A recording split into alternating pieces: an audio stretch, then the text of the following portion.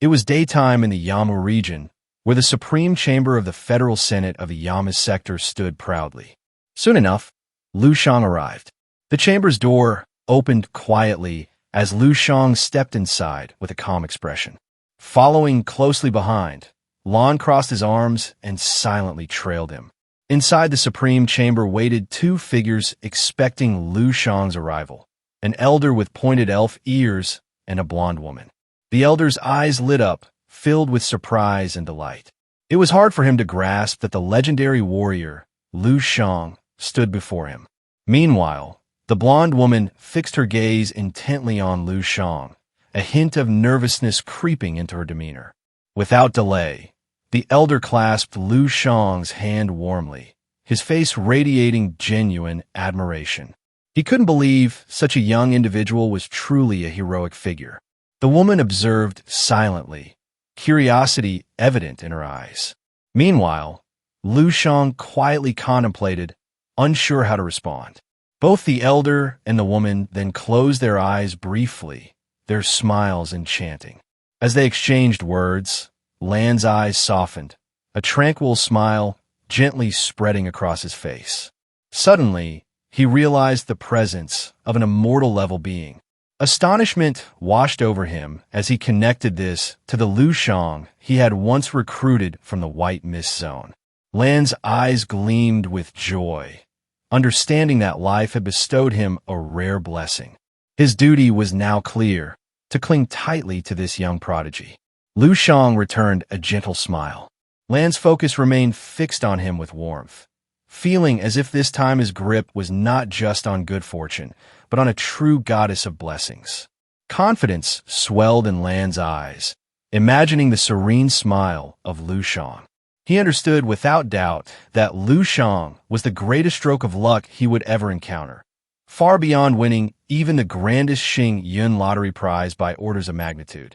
The elder placed a hand over his heart and smiled, introducing himself as Pavlov Sebastian, chairman of the House of Representatives for the Yamu Sector Federation. Lu Shang merely offered a quiet smile in return.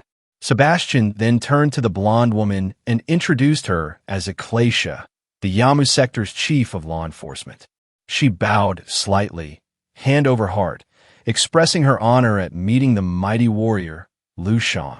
Sebastian's eyes burned with determination as he clenched his fist. He proclaimed that from this night forward, the name Lu Shang would echo throughout the entire Yamu sector, and even in the farthest reaches of the cosmos, those two words would inspire awe and trembling. Lu Shang's eyes radiated calm as he modestly replied that the chairman was too kind and likely overestimated him. Ecclesia stepped forward, her tone solemn and intense. She explained that the Yamu sector was the core, extending its influence over 13 star sectors in total. Hearing this, Lu Shang's curiosity piqued, and he focused his attention on her.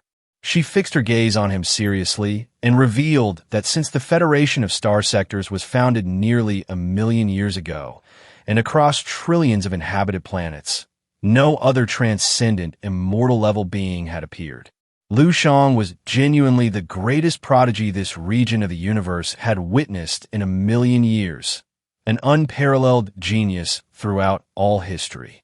Taken aback, Lu Shang's eyes widened with both wonder and disbelief. Stepping forward, he extended his hand and asked if it truly was possible that among hundreds of trillions of beings scattered across these 13 sectors, only one transcendent, immortal-level entity, like himself, had arisen. Much was unknown to him, but he reasoned that his stellar supreme physique destined to reach levels 15 and even 16 must place him among a rare few. Such towering power in an entire star domain was exceedingly scarce, making it reasonable that none others had emerged in over 1,000,000 years across so many sectors. Sebastian's gaze turned serene as he explained that typically, should an immortal-level being appear within a star sector, the Lord of the Galaxy would send emissaries to investigate. There was even a chance Lu Shang might be invited to join their ranks and inherit the legacy of the System Lord. Lu Shang listened carefully, intrigued. Smiling warmly, Sebastian assured Lu Shang that until the Lord of the Galaxy dispatched his representatives, the entire Yamu sector would fully support him in his cultivation journey. Confused but interested, Lu Shang inquired what total support precisely entailed. Sebastian closed his eyes briefly, then fixed his gaze on the floor. He revealed that although Lu Shang was immortal level, he only stood at level 9 currently, and the resources of the whole Yamu sector were more than enough to sustain him. Placing a hand under his chin, Lu Shang smiled thoughtfully and asked if this meant he was free to submit any request he wished. Delighted, Sebastian's attention sharpened, though he couldn't guess what Lu Shang had in mind. Rubbing his cheek carefully, he smiled and said Lu Shang could ask for anything, promising they would endeavor to fulfill it as long as it was within their capabilities. Yet, a worry crept into his thoughts, wondering if Lu Shang might demand something extravagant. But to Sebastian's surprise, Lu Shang gently shook his hand and, with sincere eyes, said he did not need cultivation resources. Instead, what he truly desired was a habitable planet spacious enough to relocate his compatriots from his homeworld. Sebastian's eyes widened in astonishment. Both Sebastian and Acacia exchanged uncertain glances, unsure how to respond to this unusual request. Lu Shang remained quietly expectant. Lan observed Lu Shang curiously, a spark of surprise and admiration lighting his eyes. He felt proud, knowing Lu Shang had never forgotten his humble origins. This deep care for his backward home planet perhaps explained the incredible rise Lu Shang had experienced. The unique education system of the Dragon Nation was undoubtedly an enigma in its own right. Not long after, several attendants carrying platters of food hurried toward the dining hall. Although space lacked the concept of day and night, human customs for marking stellar time persisted. As the stellar day, roughly equivalent to 3 Earth days, neared its end, preparations for an unparalleled grand banquet were underway. Had it not been for the wondrous cosmic phenomenon seemingly celebrating in unison, none would have dared believe in the birth of an immortal-level being. A powerful surge of energy descended from space onto the planet, and shortly thereafter, hundreds of starships appeared, twinkling like stars. These vessels crowded the space between the planet and its 10 satellites, creating a spectacular cosmic traffic display, all to catch a glimpse of the creator of this prodigious marvel. Night had fallen, and beneath the moonlight, the magnificent banquet hall stood. Milton arrived dressed elegantly, ready to attend. Beside him was his sister Xiao Xiao, clad in formal ceremonial clothing and visibly nervous. The hall brimmed with guests. Milton looked around with curious eyes and remarked that this was the first immortal-level being in Yamu sector history, and the news was just starting to spread. He mused that in a few days, the scale of the event would multiply 100-fold, likely overwhelming the entire sector. Chow Chow, eyes gleaming, silently observed the guests. Milton turned to his sister seriously and insisted that when the immortal being appeared later, she must do everything possible to win his favor. Xiao Xiao blushed vividly, nervously asking if Milton truly expected that. She placed a hand over her heart, doubting whether such a significant figure would find her worthy. Milton grabbed her arm firmly, leaned in, and with a sharp gaze made it clear that success was mandatory.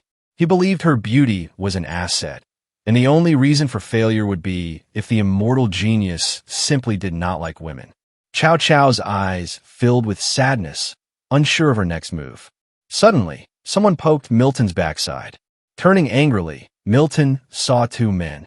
One with elf ears sneered mockingly. "Milton, the pig killer."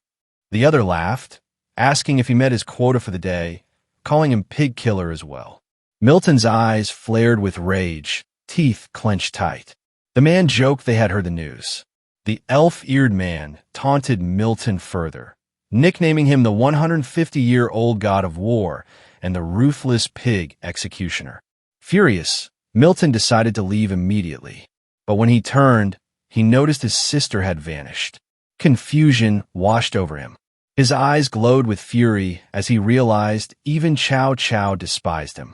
Swearing revenge, Milton vowed to find her and demand a public declaration before the entire Yamu sector that he, Milton Sith, had no strange fetishes, and was not the pig killer. Incensed, he began searching for his sister. The elf-eared man smirked arrogantly and told his companion to keep spreading Milton's damaging tale. He considered Milton finished. However, he pointed out that Milton's sister, Chia Chow, might yet pose a challenge. His friend questioned whether the story was true. The elf-eared man's eyes glowed with malice. Truth mattered little if the story served their purpose. Lanche was also present at the banquet, looking dejected. Milton noticed him and smiled confidently, thinking that if they couldn't get close to the great immortal-level figure, cozying up to Lanche was the next best option. This was Milton's moment. As he scanned a room looking for Chia Xiao, he spotted her happily chatting with Lu Shang. A smile of relief spread across Milton's face, curious about who brought such cheer to her day. Lu Shang smiled as Milton's panic visibly grew. And that was it for this chapter. Thanks for watching. Please comment Apple to let me know that you have watched till the end. Thanks.